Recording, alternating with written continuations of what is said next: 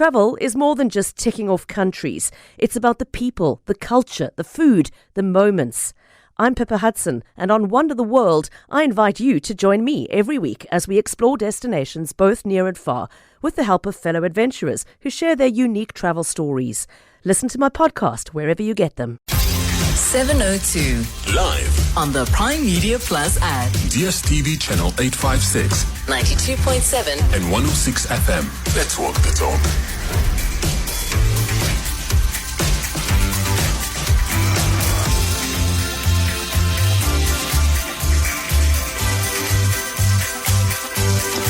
Seven minutes after 9 o'clock. Thanks very much for joining us. You're on 702. Clement is not here. My name is Thabo Shole-Mashao. As you heard a little bit earlier on, he's on his way to Washington to cover that historic interaction that will have definite impact on our economy as South Africa. Between President Trump and our President Cyril Ramaphosa. We hope that things go well.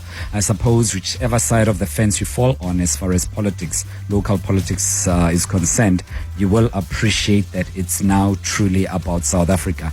I have 10,000 things to say, negative things to say about our president, but this time it's about us. It's truly about the country where we need to stand united and abandon all differences. At least according to me, you could see it differently. But in my view, I think we hope that we are not going to see the Zelensky version of this interaction at the White House, and we really hope that President Ramaphosa will be able to put sense on the table and persuade the head of state in America to see things objectively, at least, not necessarily to side with us, but to use material facts to come to some serious determinations, diplomatically and otherwise, because that's all that we want to see. We are not saying take our side as South Africa, but we are saying look at things objectively, look at the facts, use a bit of empiricism as you come to your own conclusions, and take it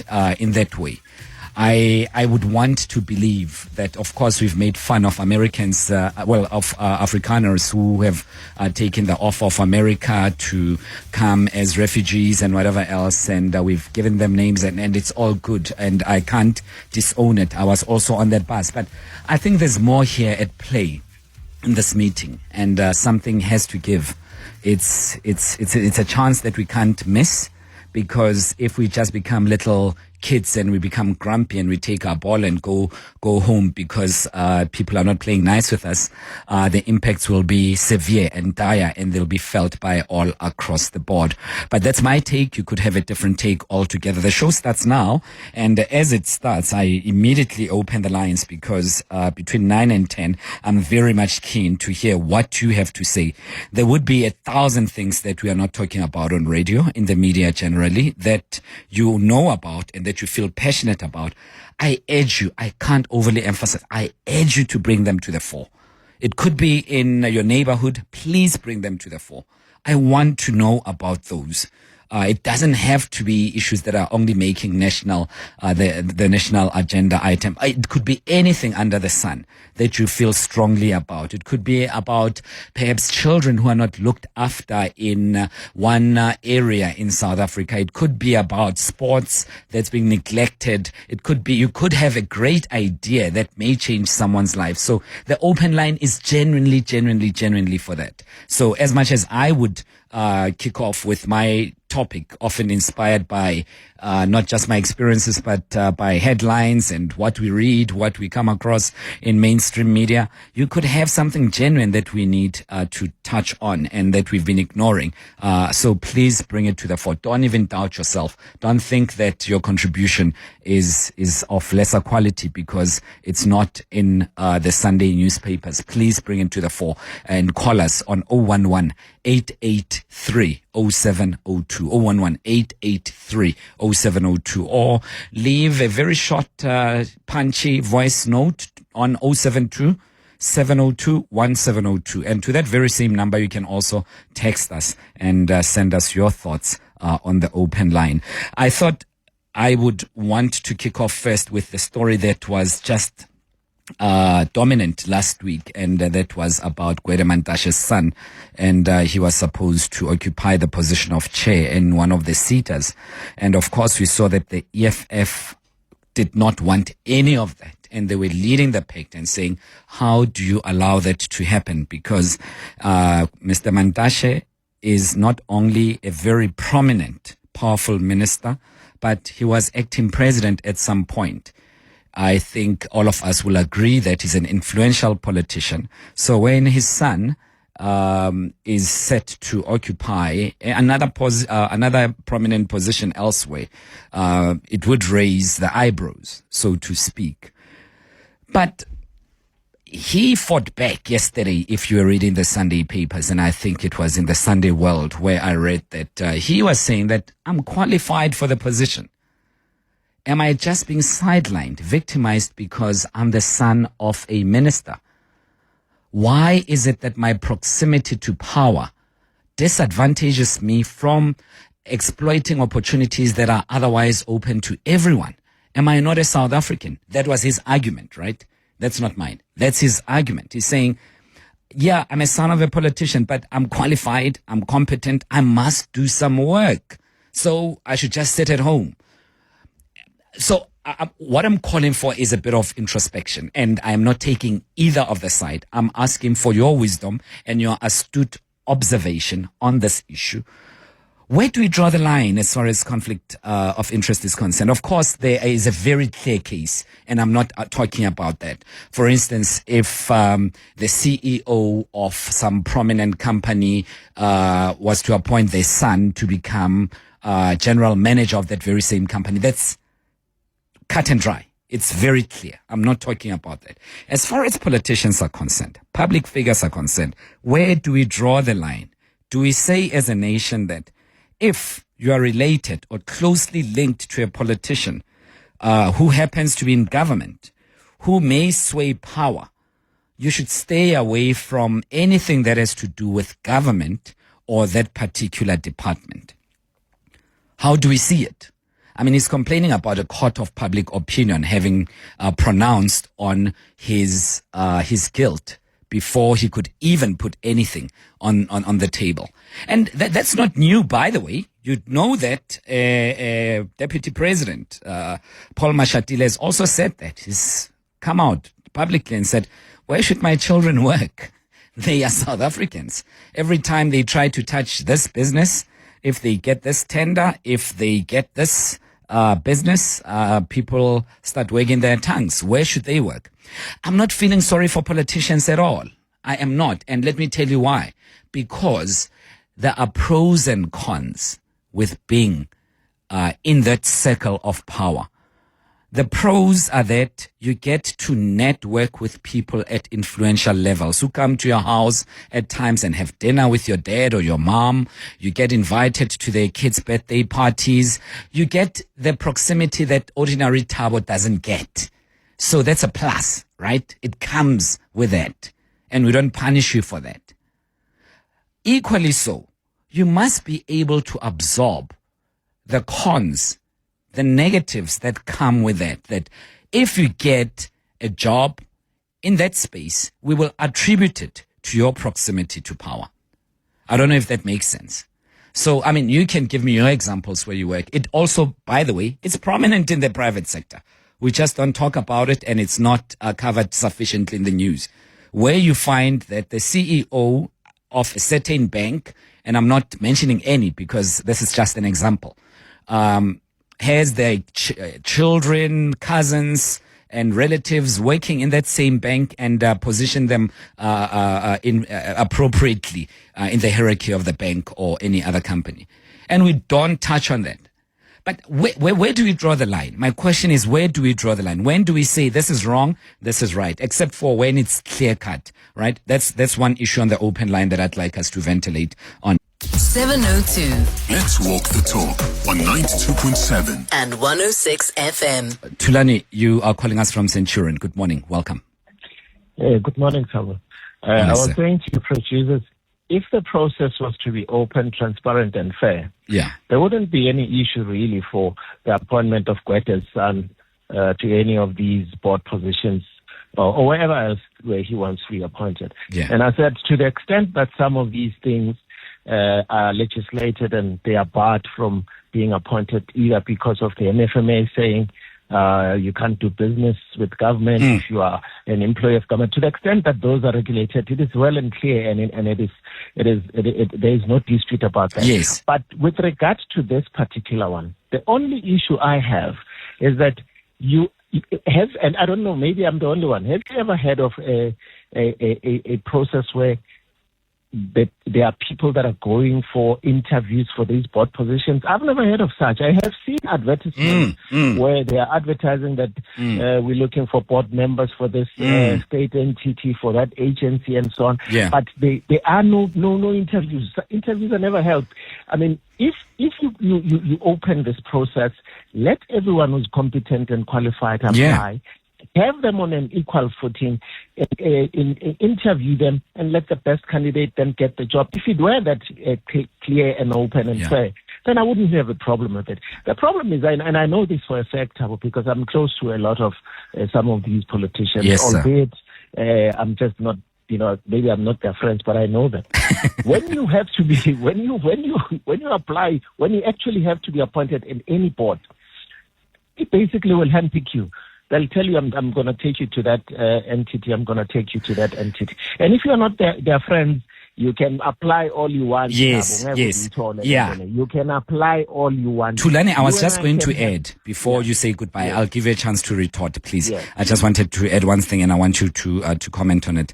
The process of transparency, how far do we go as far as that is concerned? Do we make all these things transparent and public, and encourage participation in full view of everyone? Because before even a position becomes vacant, someone right at the top already knows, and they submit the nominations and they tip off their family members. When you and I wake up, it's already too late, or it was in the newspaper in a very hidden corner somewhere, as you've rightly pointed to, and we don't even stand a chance. The transparency, to what extent should it be, Thulani?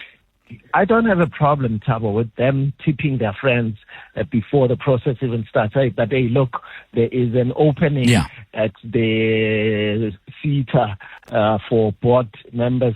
Do have a look out on it. We will be advertising it shortly, and put your application in. I don't have a problem with them tipping them off to that only insofar as that is concerned. I have a problem with them then advertising this thing just as a matter of tick box. Due process, we are advertising it, but after that, there is no one, Thabo, no one that has ever gone for an interview for these things. I have a friend of mine who was a board member at Pick It Up, for example. He just told me, no, I was called and I was told to submit a CV and then I got an appointment. Thulani, let's leave it at that and give others a chance, okay? But I'm hoping that someone who's attended this one of these interviews will call in and share their experience. 011-883-0702. Snega in Kagiso. Morning, Snega. How's it? Hey, Shapuzit. Thabo, I'm going to be a pastor at some point. Good luck to your church, Snega. Yeah, so when I'm a pastor, I would have to compromise some of the things. I can't call you and say, Thabo, bakaibana. No, I mean, I'm also a human being. I have to compromise some of the things. Equally with the politicians. When you choose to be a politician, you would know some of your family members would have to stay away from some of these things. And if we are not talking about South Africa, maybe I would be different. But because we know our politicians, how corrupt they are, immediately when you get somebody from Mashapile or Ramaphosa or Nomvola's family being a board member somewhere, you would have to say they really qualify to be there. So they would really have to stay away from these things. If it was not in South Africa, yes, maybe we would understand. But here at home, they must stay away from these positions. Speaking of qualifications, Snega, I don't know if you saw the Sunday World yesterday. He was arguing that he's got not just appropriate qualifications. He's overly qualified. He's got an MBA from Gibbs, if I remember. Sadly, I don't have the Sunday World in front of me, but his list of academic qualifications were well ventilated in the paper yesterday. And he was saying people make him to be this dumb person. Those are his words, who knows nothing about nothing, but he's sufficiently Are qualifications sufficient for you to warrant that appointment?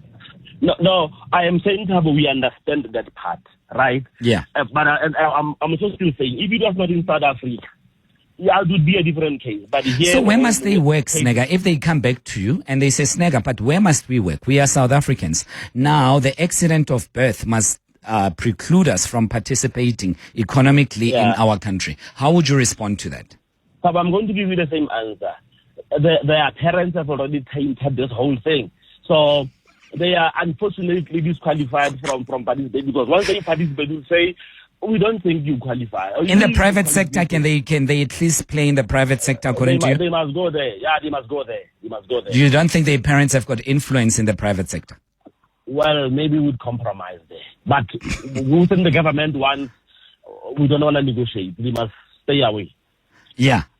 Okay. Thanks very much, Snega. Really appreciate it. Thanks for your call, Snega from Kagiso. 011-883-0702. Lubabalo, calling us from Guguletu. Lubabalo, hi. Hi, how's it, Thabo? How are you, man? I'm free. How's it going, Lubabalo? You good?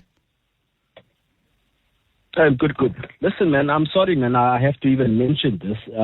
But I would like to highlight a huge problem that we are dealing with as on a daily basis as South African. You know, last week there was a video of a Zimbabwean lady and her children that was denied access to healthcare by the Tutula movement, you know, which I'm totally against of. No one should be denied access to healthcare. But then this triggered me because of, personally, last year, my cousin was pregnant and was due for an ultrasound scan at Mobley Maternity. And we were told twice that they were fully booked. So we wanted to find out why are they always fully booked. And we went there and we demanded my cousin to be served. And the facility manager told us... I lost you for a second, Lubabalo. ...by foreign nationals queuing up the system. So I'm saying that the facilities manager of the hospital informed us that they were overwhelmed and inundated by foreign nationals, especially Malawians and Zimbabweans, clogging up the system for an ultrasound scan. So they have a lot of pregnant women who need that care, and now we as South Africans have to wait in the queue. And I'm not saying that we should deny them healthcare, but it seems like they are overwhelming our healthcare system. And we're not saying that they must be turned away. But guys, I think that these guys, they have a culture shock when they come here that South Africans have free healthcare, free schooling, and then they overwhelm our systems. Because of they've got this ideology that we are having things better or we're having a soft life, and which we are not. You know, it's a big problem, Tab. And that speaks to the authorities, doesn't it, Lubabalo? Because we must have, I mean, it starts right at the border, right? Having porous borders doesn't help us. People monitoring the borders, making sure that not every single person comes through. That's where it starts. It starts with regulations, because if it gets to the hospitals, it's a little bit too late, right? And exactly. I could also feel the pain of the nurses, healthcare workers, particularly doctors who have to deal with the Hippocratic oath, and thinking that this person, and they have to treat everybody equally. So at that point, I think at that point, it's already late. We need to trace the problem back to its genesis, because once they're at the hospital gate, we have a serious responsibility. And I know people are going to fight with me for this. I'm not calling for a fight. We have a serious responsibility of making sure that we save every possible life, despite nationality or legality of the individuals in the country. That's correct. Yeah, So I have to fully agree with you. Yeah. But not only that, what I've noticed is this. Now, even with clothing items, at one point we went to Ackermans and Mr. Price, and the way that they buy these clothes, we asked them, why are you guys buying this too much for the sale? And they said, no, we have to buy so we can send back home. So they want to stockpile so they can send back home. So it's a lot of issues we need to deal with, and we need to look at our borders very, very carefully. We do. There's a lot that needs to be done. I suppose with that issue, it starts right at the border. And I think that's where we need to place pressure on. This is not to devalue or dilute other valid discussions around this issue of many South Africans who feel otherwise. And I know we've had serious fights about this on this show about the foreign nationals. But at that point, I think, Lubabalo, the pressure needs to go to the government more than anything else. And I feel it. I really feel it because, if you are in another country, you know your place. You really know your place. You know where you are in the hierarchy of things. But listen, Lubabalo, thanks for bringing something that was not on the table. I appreciate it. And those are very interesting topics. Let's keep debating, discussing. It's exactly 9:30. 7:02 Let's walk the talk on 92.7 and 106 FM.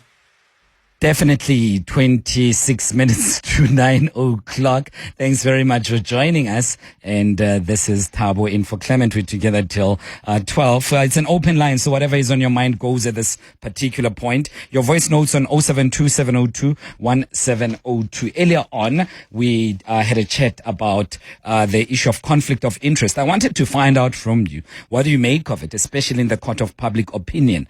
When people related or have close proximity to those individuals in power, particularly politicians, whenever they land a tender, whenever they are appointed in one position or the other, we complain and we say that's because they are related to the minister, to the deputy minister. We complain and say, that's the son of that top 7 member at the ANC. That's why they got this job to start off with. Where do we draw the line, though, especially when that person is qualified and they've gone through the right processes? Do we feel that, despite all of that, they unduly benefited because directly or otherwise their next of kin might have influenced this because of the power that they hold? It might be that their parents didn't even say anything to anyone, but the person who's in charge of appointing and overseeing that process thought to themselves, if I don't appoint the minister's son, I might just be ostracized somehow, or my contract is not going to be renewed, or I'm not going to, the work environment is just going to be horrible for me. So where do we draw the line? I wanted to find out from you. Another issue that we have not been ventilating thoroughly on, it's this issue of the lottery. And Mzwaki, I'm going to come back to you in 1 second. Just 1 second. Hold tight. Don't go away. The Citizen reports today that the Minister, Pakistau, responsible for South Africa's lottery, has entered into negotiations with the company with close links to Ituba Holdings. And the Ituba Holdings is the current license holder of the lottery, as you know, to give them a 12-month temporary license to run the lottery. There have been so many shenanigans in the process, extremely embarrassing. And this contract is valued at billions and billions of rands. However, not sufficient attention is paid on this. The process started 2 years ago or so. And they had shortlisted individuals who were supposed, or companies, consortiums that were meant to be participating in the process to stand a chance of running and operating the lottery. The incumbent is Ituba. Not only did it enjoy its tenure of 7 years, it received an additional 2 years or so of extension over and above. And now a company very close to it is getting another year. So it will be just 10 years of Ituba enjoying this beautiful, lucrative contract that enjoys over 7.3 billion rand of sales in a year. How lucky can one be? I mean, and that's all normal to us. That's all normal to us, and everything is just hunky-dory. It's right in front of us. Not only that, the companies that have been shortlisted have been tainted with exactly what we're talking about, conflict of interest, and chances are it will be awarded to individuals who are precluded by the regulations that govern this particular appointment, because politically aligned individuals, as stipulated in the regulations, should not be awarded this. And if the Citizen newspaper is correct about the preferred bidder, the person has had close shaves with politics. And apparently they will be getting their preferred bidder. And that is okay with us. It will run smoothly. We'll forget about it. We're talking about billions of rands. Some companies and consortiums therein have been accused of being a player and a referee at the same time. We are all okay with that. But maybe we've shrugged our shoulders already and we've said, hey, that's who we are. Let it be. It doesn't matter. 011-883-0702. Mzwake, thanks for your patience. The floor is yours. Mzwake in Germiston? Yes, how are you? I'm free, sir. How are you? I'm good. Tell me, Tibos, where you coming from? There was this guy who was extremely good in soccer. Yes. We knew when you go to those Sunday games and whatever that this guy is very, very good. Yeah. But then they never got that opportunity to play in the Premier League, for instance, the Premier Division. Yes. Now you've got these guys because their fathers who ever played soccer before for these teams. Now it becomes easy for them to join those teams and play in the Premier League. So now, what do you say about that? Take that, compare with this one of, for instance, the minister and his son. Yes. You know where we're coming from. Yeah. We take everything with a pinch of salt as long as it involves politicians, because history taught us to say wherever a child of proximity is prevailing, there has to be some degree of nepotism. But then now we forget that at some point people do get posts on merit.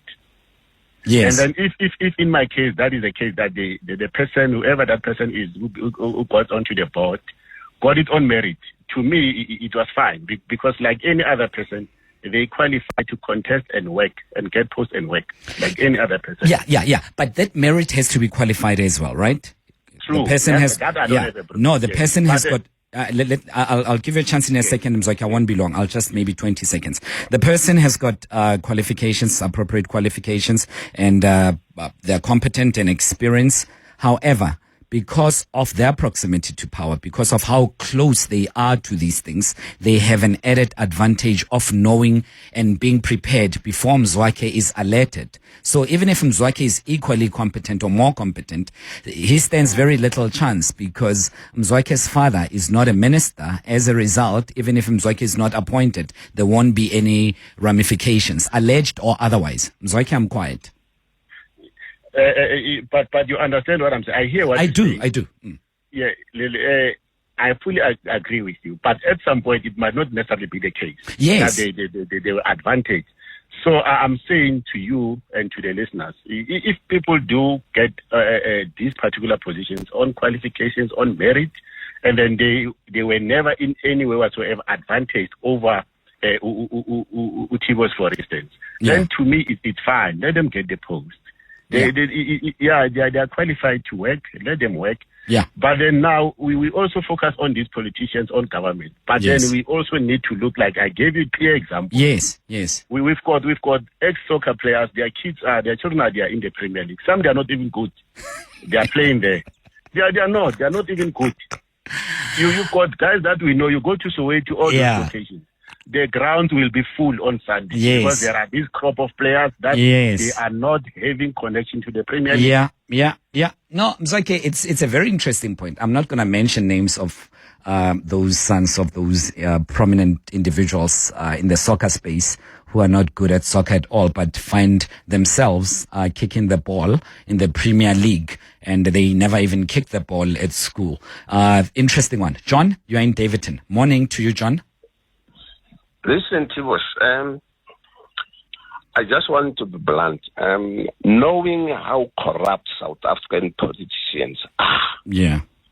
And even Gwende Matashe himself has been fingered in the Exondo Commission. Are you aware of that?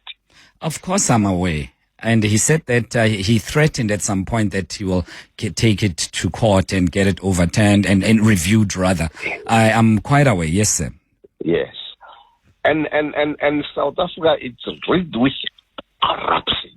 And he is fingered. And now we hear his son. Look, it's a no-no. It's no-go area there.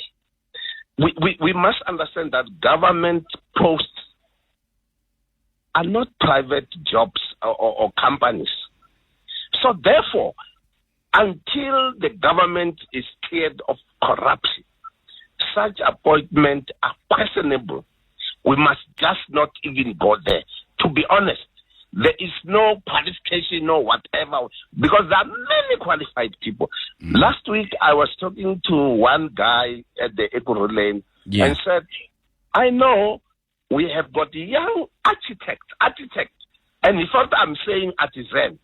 We have got architects who are qualified, staying in this township.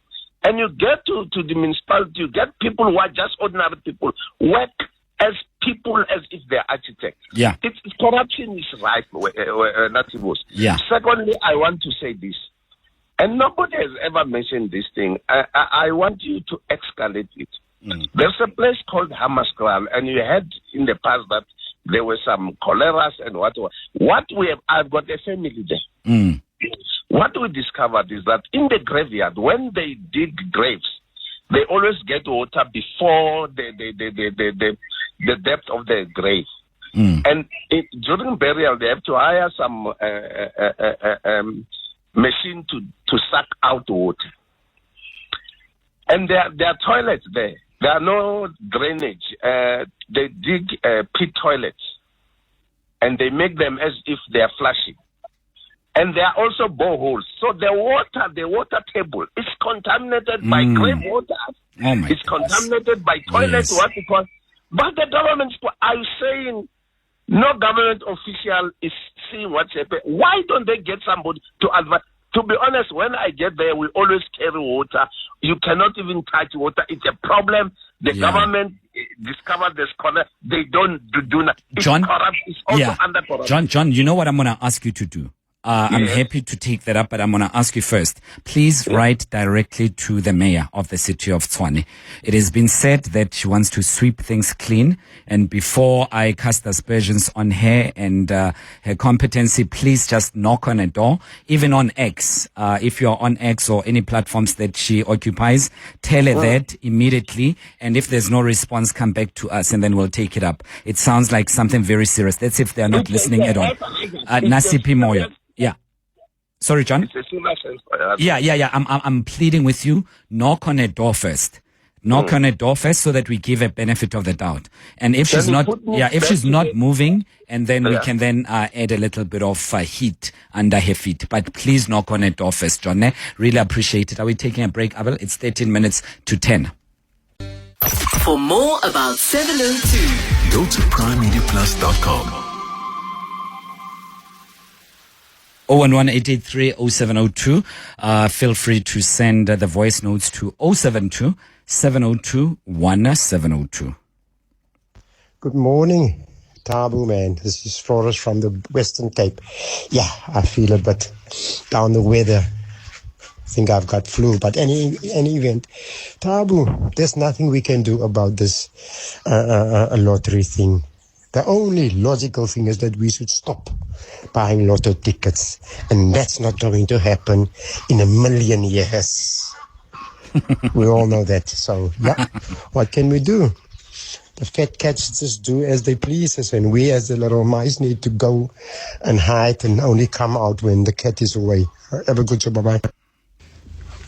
Hi. So, my take on the Ituba contract and every other contract for that matter, 90% of the contracts out there that are illegally, handed out, the level of corruption will not end unless it ends from the top down. So it's an age-old struggle, when you say, well, we're going to shrug our shoulders and just take it. I think we are all used to not, getting the right politicians in place that can manage and ethically run government and root out corruption as far as possible. But this has got to happen from the top down. And unfortunately, as long as we vote for those who are currently in power, we will always have the same result. No questions asked. Morning, Thabo. In relation to the lottery, I think it's time that the secrecy of who wins these huge amounts needs to be done away with. How do we, the general public, know that we are buying tickets in good faith? How do we know it's not being allocated to their cronies? It's very simple. Half an hour before the lottery is drawn, the ticket sales close, so you can determine which tickets are sold or whatever. So it can be done. So it's time that there is transparency. Personally, I think there is a lot of tomfoolery going around. It's bad enough that those people in charge of the lottery, both Gidani and Ituba people, were taking millions, diverting them from the special funds for the initiatives, never mind what all they could get up to with what's being dispersed that's not transparent. 011-883-0702 011-883-0702.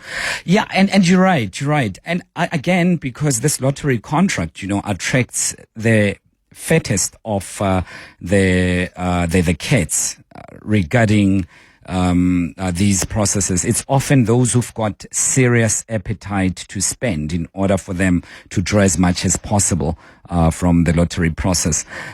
You would understand, just to participate, you need a minimum of 50 million rand that may not even come back to you because you may not even stand a chance at all. Was it 50,000 rands? I think it was, if not more, just to purchase the document. After purchasing the document, you needed to pay another amount for you to submit. I think it was 2.5 million rand, subject to correction. And after that, if you go to the next stage, you need to demonstrate that you have, I think, 1 billion, if not more, guarantee.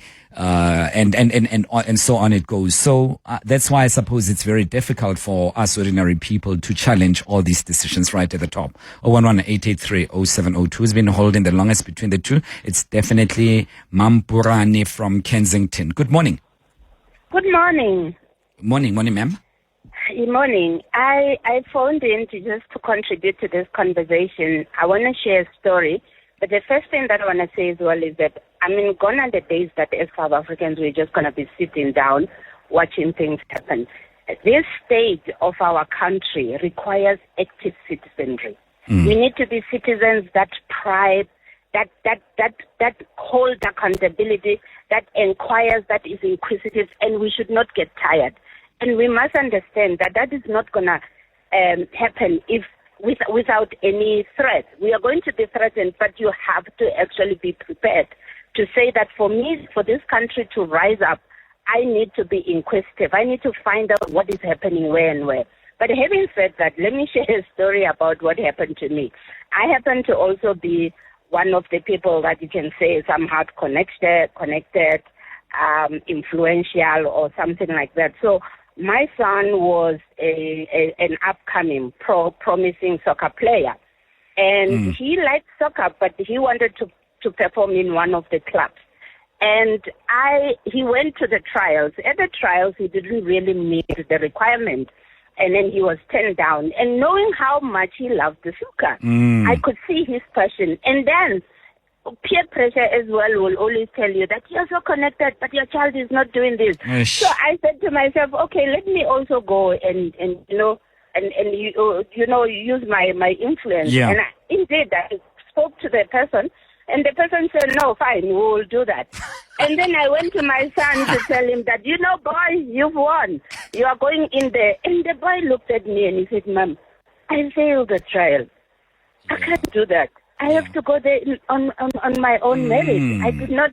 And I looked at this boy and I said, why? He said, but you never actually did this. You don't believe in what you're doing.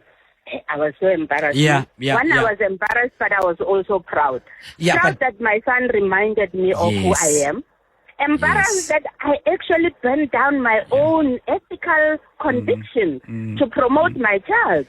But then I was like, no, I'm really happy that my child could remind me of who I am, that we never, ever, family members, it doesn't matter, they cannot participate in areas where you have influence because you don't have a choice. Allow me to jump in quickly because we have to go. But all I'm saying is that, can you imagine if you're a minister and you had a cousin or a relative who was not getting a job and they were qualified?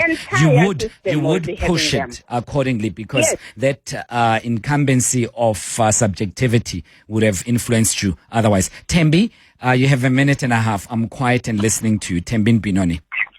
Hi, Thabo. Morning. Morning, Listen, Tembi. Look, I think it's very important for us to hold the government accountable based on facts, right? I don't want to just highlight one of my daughter's son's qualifications. He holds a BSc in agricultural economics from Fort University, a Master's of Science in Agricultural Economics and Management from China Agricultural University, and an MBA from the Gordon Institute. This person is more than qualified. It's just unfortunate that he's born from a prominent figure. And unfortunately, this would mean that he cannot work in South Africa. And he has every right to work in South Africa as a South African citizen. So now we're vilifying him because his father is a minister, but he holds this qualification. It would have made sense if he did not have these qualifications. Then we would say, no, but this is not fair play. But for me, this is unfair. Yeah, Tembi, very quickly. Someone will say there are other people with similar, if not better, qualifications. Why are they not given the same chance? Did they apply? If they did. But you see, that's just that. Chances are they didn't because they didn't have a head start or a heads up about this. But because your dad is there, you would have proximity to these important positions that are about to become vacant. Does that count for anything, Tembi? However, we are not certain that the father is involved in all of this. Yeah. And he also did say in his interview that I did not go to my father for permission. Yeah. I did my own work to find the work. Tembi in Binoni, really appreciated. 2 minutes to 10 o'clock on 702.